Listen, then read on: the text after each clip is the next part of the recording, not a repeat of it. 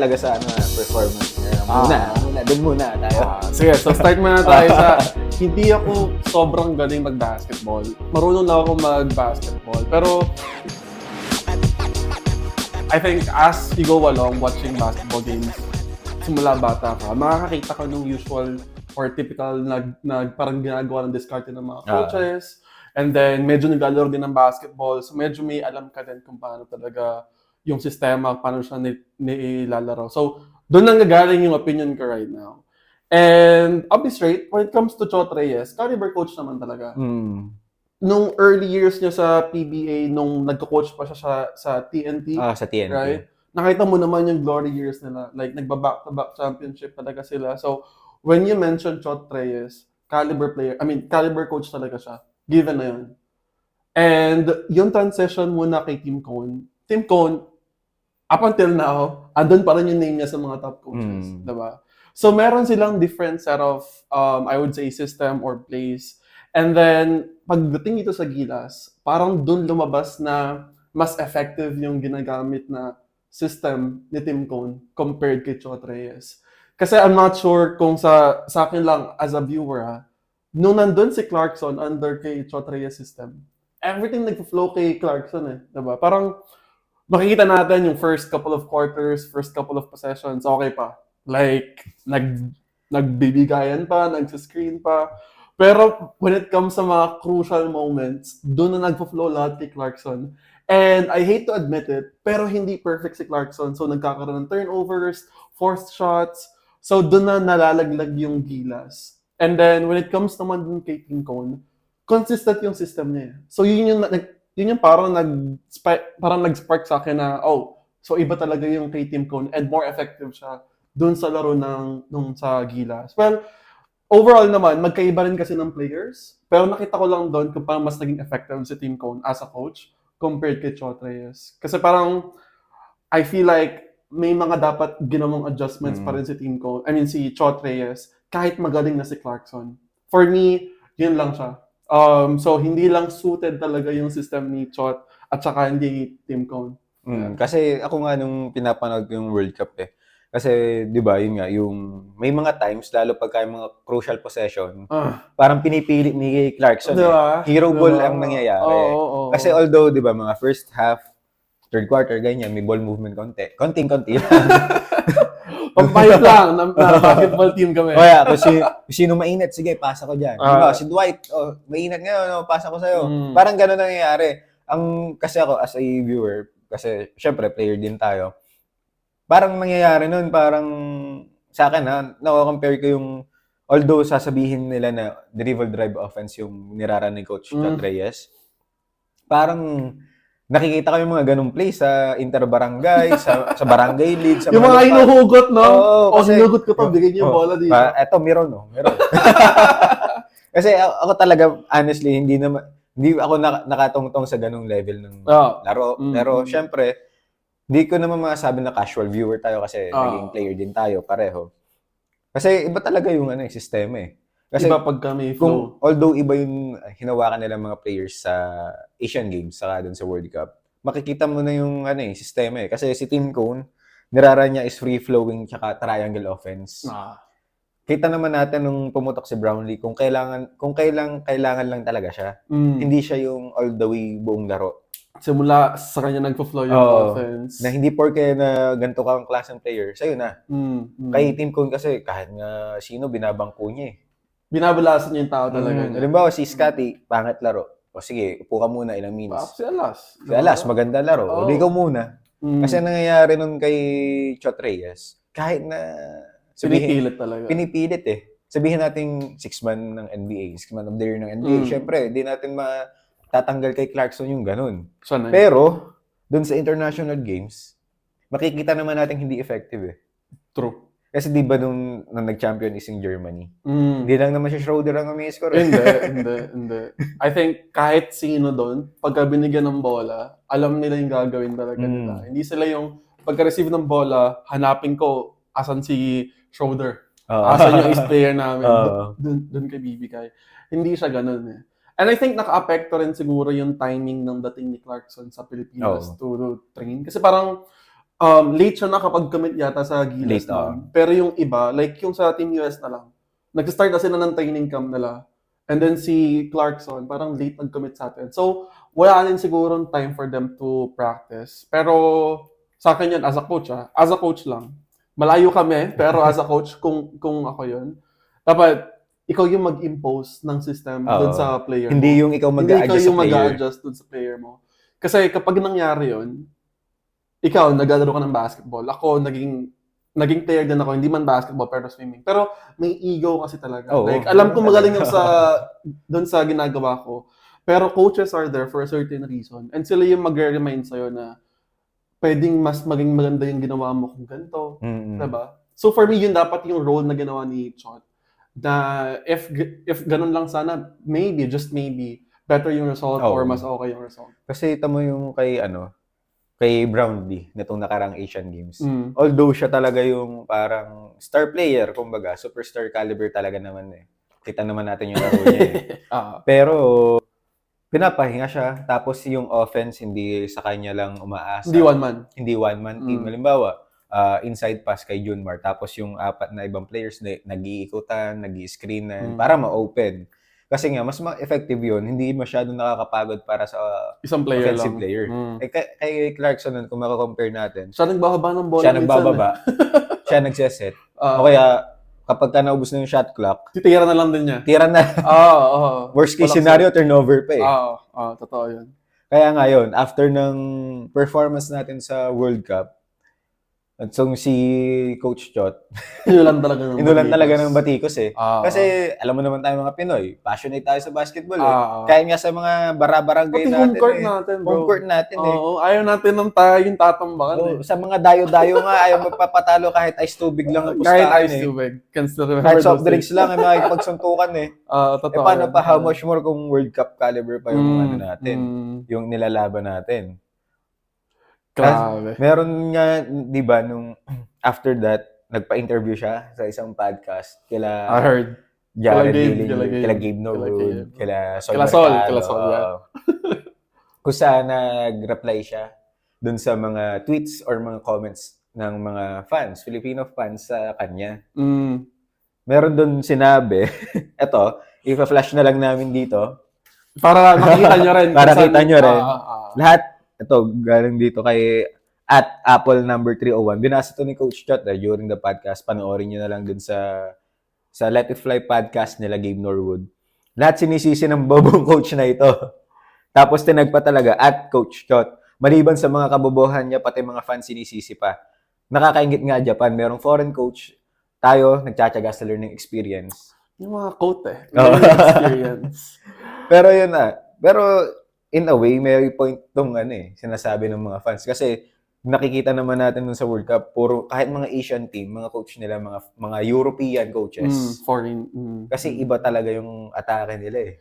Kasi parang when it comes sa hindi ko binabelittle yung parang talent ng mga Pinoy coaches kanon. Pero hindi masama na tayo yung matuto from them minsan.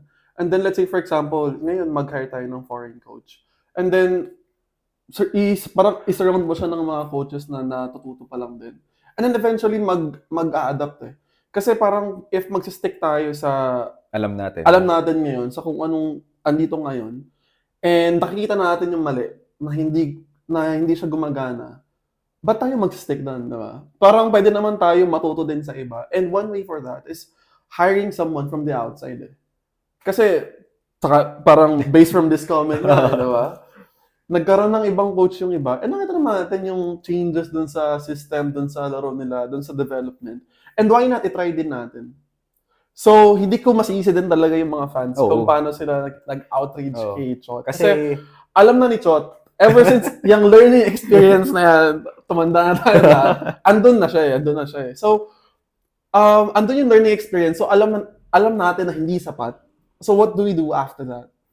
Kasi parang di ba na nag-pick parang nung after no first World Cup natin, akala natin lahat may laban talaga tayo sa ibang bansa. Kaya talaga. Sa talent ng players, kaya eh. Yun na lang bang sa coach nga, di ba? Para kang driver dyan eh. Saan mo siya dadalhin? Totoo. Saan mo siya, anong tamang diskarte para madala mo Agree, siya dun agree. sa tamang daan, di ba? Ah, Kasi parang nangyayari nun, di ba, parang nasa peak na tayo eh. Tapos, ang daming issues, nagpalit ng coach, nagpalit ng nag-handle ng team, ng program. yeah. So, parang gumanon tayo. Kaya bumaba rin. Actually, nawala, to be honest hindi ko na siya nasubaybayan masyado after nung kila Ping pa. Oo. Pero ang alam ko, umabot sa point na si Tab Baldwin, and then ang mga gamit niyang players, mga college Mga players, colleges. majority of them, diba? Oo, mga College college players. players. And then nakala ko, andun magsuswing, kasi ang alam ko yung ibang team, ganun yung ginagawa nila eh. Bata yung kinukuha nila Oo. kasi matatrain nila, and then ito talaga yung lalaban for the next Asian Games or World Cup and the likes. So, that was my expectation. Tapos nagulat ako, andyan na ulit Nabalasan yung na mga, naman. Oo. Kasi yung sila Jordan Heading yun eh. Basta yung mga college players nun. Oo. Ang ganda nung... Masipag, tsaka nag-rotate Oo. sila nun eh. Kasi mga bata eh. Oo. Kasi parang, di ba, this will be not anak naman sa mga pro players. Ayun man. Kasi syempre, yung yung hunger ba ng mga bata, iba eh. Kasi kapag yung pro player ka nang iniisip mo na is yung sa career mo, yung sa earnings mo, syempre naman, lahat naman tayo iniisip yun eh. Kaya nga lang, pagka yung college ka, wala kang iniisip na gano'n eh. Ang iniisip mo lang as a player, Gumaling, panalo. Madala ko tong team na to, Kung anong makatulong ako. Totoo. Kasi yun yung parang naging kulang sa atin nun. Kasi di ba, sa pag-handle pa lang ng program, paiba-iba na yung coaches. Kasi doon nga sa Asian Games, meron na-mention yung isang commentator doon, yung player ata ng Iran ata, or yung nakalaban natin before ng China. 15 years old pa lang, player na ng Asian Games. Diba? Biruin mo yun. Tatlong teenager yung nasa team na yun. Tapos pagdating ng Asian Games World Cup sa mga susunod, di ba parang 4 years lang. Every 4 years yun. Every 4 years. Biruin mo, ilan yung manilalaro pa nun? Yung experience mo, yung learning, yung mismo sa yung legit na learning experience yung development din niya. Yun sana yung ina-expect ko that time. And then, kaya ako nagulat nung nawala si Tab bigla ulit. And then, ayun nga, pinagpasapasahan ulit, pati yung players, parang kung sino na lang available, sila na lang din ulit. So, walang continuity na kung sino tayo ngayon, makakabuo tayo ng chemistry talaga. And then, progression. Sa next Asian Games, tayo ulit. Alam mo natin yung laro ng bawat isa. Kasi I think, yun yung one thing na ginawa, ito, segue lang dun sa parang sa Redemption Team ba? Sa Team USA. So, yung parang ginawa dun, diba? Parang dati, ang ginagawa lang din is hila-hila lang din ng players, diba? Pero nagkaroon sila ng system under kay Coach K.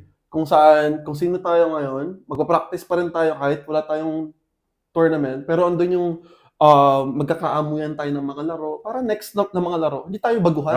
Hindi tayo lahat star player. Kasi kukuha mo pro players, iba-ibang team pinanggagalingan. Pati star sila dun sa star sila dun sa kanya-kanyang team eh. Syempre yung mga ego, di naman mawawala yun. Totoo. Players ego yun. So I think, yun yung maganda sana na magkaroon din tayo ulit. Yung continuity na kung sino yung mga players na to, sila sana ulit. Ganun. Tsaka yung sa coach talaga. Kasi ako personally, tingin ko, kaya talaga ni Team Cone on an international stage eh.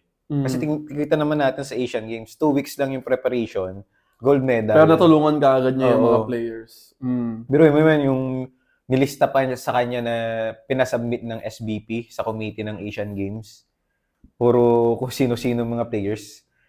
Tapos sila Kevin Alas nun, muntikan pang mamiss yung flight nila papuntang China. Kasi biglaan. Sino na tinawagan lang parang, oy, pwede ka maglaro dito sa Asian Games. Pwede ka ba? Pwede ka ba? Kala mo, dadayo lang sa kabilang yung barangay eh. Tara Asian Games, Jika. Parang ganun na nangyari eh. Kaya di ba sila Chris Ross, sila Marcio yun. Silang tatlo yun eh. Akala nila hindi sila makakalipad eh.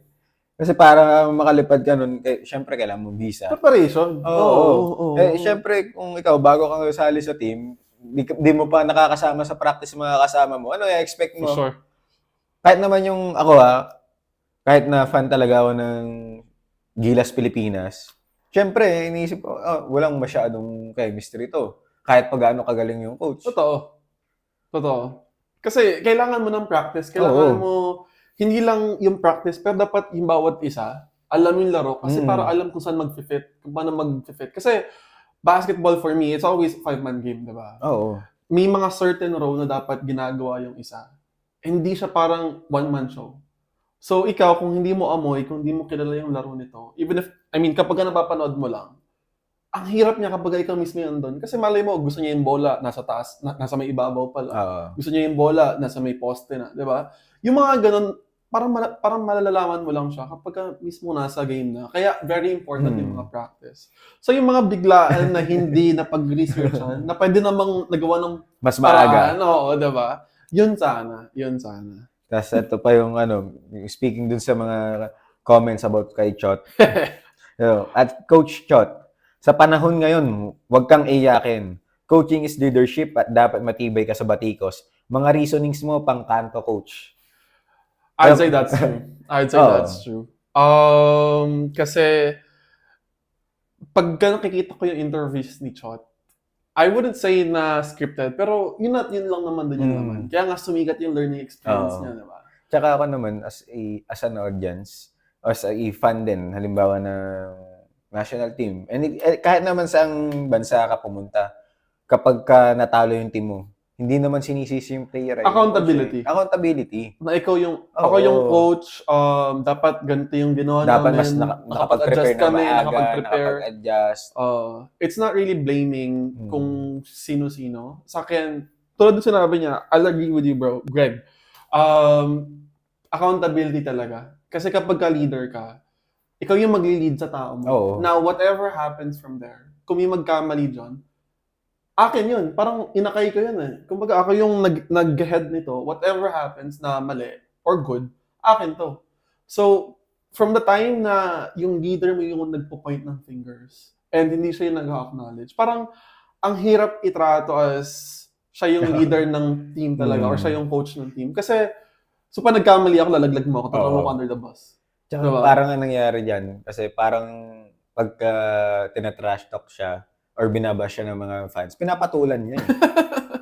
Kumbaga sa akin naman, acknowledge mo rin minsan na siguro nga may lapses ako. Totoo. Siguro hindi ako nakapag-prepare ng mas maaga. Dapat nagawa ko tong certain play na to. Dapat ito yung in-adjust ko sa depensa. Hindi yung ka na re-replyan mo siya na parang atakihin mo eh. Totoo. Pati sa platform kasi ni Chot, di ba sabi nga natin kanina, at yung mga coach na may pangalan talaga na matagal na sa laro, diba? So, I'm not really sure kung ngayon lang ba siya nakaka-receive ng mga batiko sa craft or dun sa work niya. Pero I'm sure na sa platform na andun siya, alam na niya yun, and dapat sanay na siya. Tsaka you're coaching for the national team eh. Oo. Kasi yung magnifying glass talaga nasa iyo eh. All eyes on you yan eh. Oo, totoo konting hindi mo adjustment, konting kibot mo, masisita eh. Kahit social life mo, papansinin kasi normal na yan sa age ngayon, sa era ngayon. Hindi ka pwede talaga na yung konting sa'yo, papatulan mo kagad na pa-negative way. And on the contrary naman, I think medyo sumabra rin talaga yung mga Pinoy. Kasi pagka nagsa-social media din ako, I feel like too much naman. Okay lang na mag-express kayo, pero to the point na sobrang laitin nyo na si Coach Chot. Kahit yung pamilya. Yun lang, yung below the belt na yun. Kumbaga, pwede kang mang-criticize ng tao based sa work niya, sa trabaho niya, pero wag yung pero never yung sa family side. Kasi magkaiba naman siya.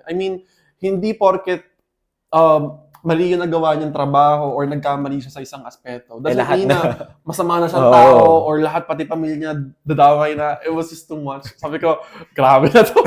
So, at some point, yung mga viewers, I think we have to be more responsible and we have to be mindful na tao lang din yung binabatikos natin. Kasi kung ako rin yun, kung ako nasa lugar niya, papatulang ko rin eh.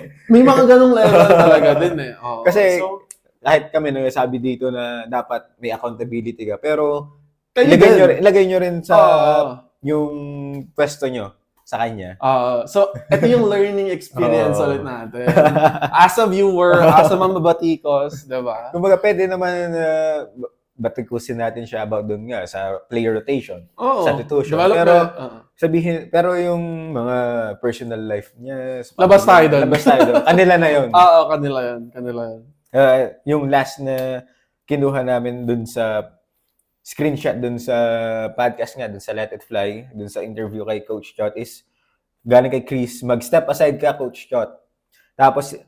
Tapos may ilalagay pansamantalang coach. Pag maganda na uli, ang inilalaro, pasok ka uli. Tangina ka. Ikaw itong bastos eh. Ibibip ko na lang yun. Pero, eto, kaya ang hirap din kasi minsan na pagsabihan yung mga audience. May point eh. May point. Siguro the way lang nila i-deliver. Kasi, totoo naman, di ba, nung after niya mag-coach sa World Cup na nanalo tayo isang beses, naging si Tab Baldwin, na naging maganda yung Gilas program uli, kumuha ng mga college players, mga mas bata. Kahit talo tayo, no? Nakita natin na, di ba yung sino nga uli yung nakatapat nila no na NBA player na ng mga college player pa? Basta Serbia, sila Jokic yata. Sila Jokic yun. Tapos pinahirapan nila, di ba? Parang dikit na dikit yung talo, pero kita mo na maganda yung sistema. So medyo na-excite tayo of what's to come. Nandun pa si Boban eh. Pero ito nga, di naman sa nag-agree ako dun sa way niya mag-deliver ng ano. Pero yung point niya lang, na ganun nga nangyayari. Kasi pagka maganda yung nilalaro na ng Gilas, enter siya, pasok siya, pagbala sa uling players, tapos palit na naman. Talaga, cherry-pick yung players. Tapos kapag pumangit performance, ay, out na ako. Resign. Nagulat nga din ako actually, kasi akala ko, matagal na siyang nag-retire. And then, recently, sabi ko, nagka-coach pala siya ulit. Oo, ako nga rin eh. Tapos, ito na nga nangyari na ito na World Cup. Ang pangit nang naging laro ulit. So, after nun, since pangit yung resulta, umalis siya ulit. Oo. And so, I think medyo nakikita ko sa nagagaling to eh. Kasi siguro lifelong fan din to si Chris. Siguro fan na fan talaga siya eh. Kasi kung ako fan na fan din talaga, like 100%, siguro lagi ko rin, parang kitang-kita ko kung paano magbagsak and umangat from Chot to other coaches, ganun. Tulad niyan, di ba? Under team ko, nanalo na naman tayo. So, are we expecting or sa mga susunod na mga competition? Babalik ulit si Chot? Parang may pa-suspense na lagi eh. Parang mayroong jump scare. Kung nanonood ka pa ngayon, thank you sa panonood sa amin for the whole episode. Yes. Sana napagtiyagaan nyo kami mag-usap dito. So, ayun, meron pa tayong mga susunod na episode dito, syempre. Hindi lang to puro basketball, hindi lang to puro sports. Meron din tayong mga itatouch na ibang topics dito. So, kung hindi ka pa nakasubscribe, mag-subscribe ka na dahil magkakaroon tayo dito ng weekly uploads. Yan ang gusto ko. Yan ang gusto kong commitment. Yan, if may gusto rin kayong i-topic or may feedback kayo sa amin, we're always happy to get it. Kasi gusto namin i-embody yung learning experience. So, ito yung first namin. So, if may any kayong isa-suggest or topics, comment lang kayo dyan. Or yung way ng delivery namin, or alisin na namin ito lahat, just let us know. Basta, good package naman. Huwag niyo kami mumurahin. Not how you guys will get caught, siguro. Yeah. So, hope to see you guys in the next one. Thank you. So, Mark here and Vincent.